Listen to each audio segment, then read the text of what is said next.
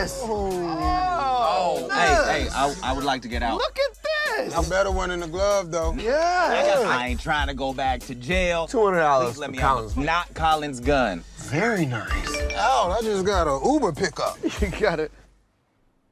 Is this an Uber? Hell yeah. Tell 'em, slow down. No, you can't catch me. I'm on too fast on the gas, don't chase me. Put him up like this, you can. I'm a tough guy. 3 a.m. Do me a favor. I got 3 days left on this probation. When you got that gun on you, just don't tell me about it. Plausible deniability. Oh, do you mean this gun? Get out. Good night, Colin. Yo, Bruh. Stop! Stop! Don't you! Don't stop!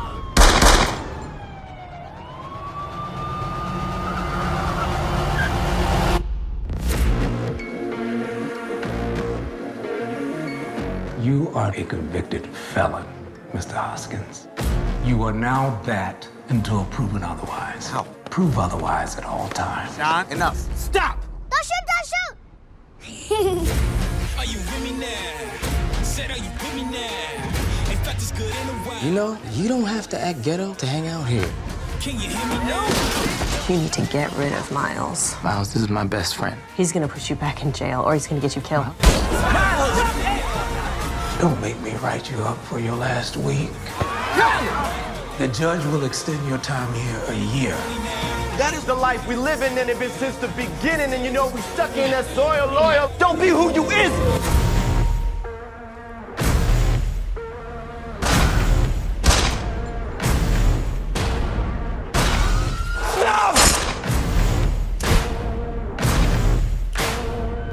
Every time you come around, you monsters got me feeling like a monster in my own town.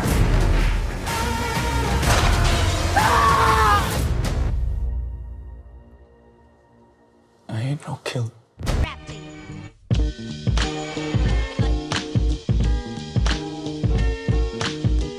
Tree TV.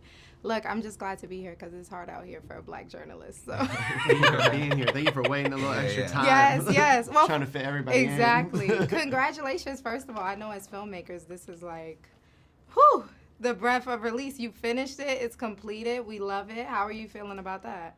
Great. I mean, Awesome. this is a dream come true. Now we just... I'll believe it when it's in a theater. Yeah. When we get it, when we push it forward, when we get it. we need your help so much. Yeah. Just trying to get people to see it. Absolutely. Now tell me, I left the film overwhelmed with like a bunch of emotions, a lot of different feelings. What space were you both in emotionally when you wrote this script?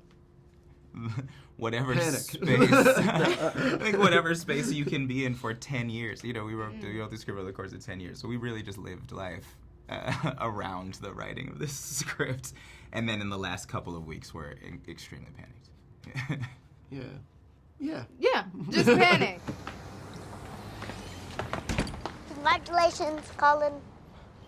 Thank you, Sean. It's real nice to you, bro.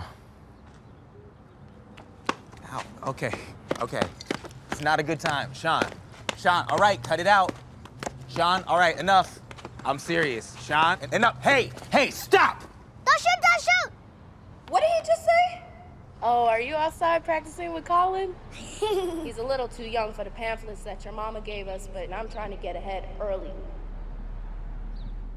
Well, you touch on gentrification, of course, and as someone, like, I'm from the Bronx, and I just went back to New York, and there's like a condo building right next to the projects, and I'm just like, who are you people? Why are you here? So, but you wrote it, like you said, you wrote it a long time ago, so a lot of things have changed. So some of those subtle elements about gentrification, did you add that in later, or what was that process? Yeah, I mean, so it has been a living, breathing script for 9 years. So, you know, we did a page one rewrite 2 months before we started shooting, which was another, you know, just a comb through of all these things. Of where is the conversation now? What's the conversation with police violence now? What's the conversation with gentrification, especially in how it relates to Oakland? But unfortunately, there's things that just don't change over 10 years that you hope would. Like the conversation with police violence only really went from, oh wow, this is newsworthy, to it's not newsworthy anymore. That was the biggest shift. before we had riots and all this crazy stuff going in Oakland, which was what was happening when Oscar Grant was killed around the time we started writing this. And the change was that we had to take all that stuff out because it's not true to life anymore. It's not happening. It is this thing that is so commonplace. It's in the news cycle. We get a little thing. People decide it's not enough to it's not perfect enough of a case to celebrate, and they move on, and we forget the names. So we wanted to talk about that. Gentrification has the same thing. It's this like silent sweeping away of something that feels violent in a very different way. So I think for us that it's that same feeling of like you're looking at the building going, what is this? You know, and you can do that over 10, 15 years of gentrification. It's this slow grade. It's happening to you, and suddenly, you know, we had this experience with Oakland now where we go back in increments. So we can see the change in bursts. But if you're there, I don't know if you're even feeling it happen in the same way until you can step back and go, everyone's gone. Things just it's weird because you want your neighborhood better, right? But you don't want it to be at the cost of pushing your people out. This is the big question: is who is it for, right? Who's that soul cycle for? And what's the cost of it? So it's been interesting. You know, there were places that we wanted to shoot. We have the best location for this, and then we went up to Location Scout after not having been home in 6 months, and it's gone. Wow, it's gone. We can't shoot there. You know, like. There were things that changed between when we shot at them and the finishing of the film 2 weeks later. There were scenes 2 weeks later that were different. Wow. So now the movie is a time capsule of that building. Yeah. Well, it's an incredible film. Thank you for it. I think people desperately need it. So we'll get the word out. Please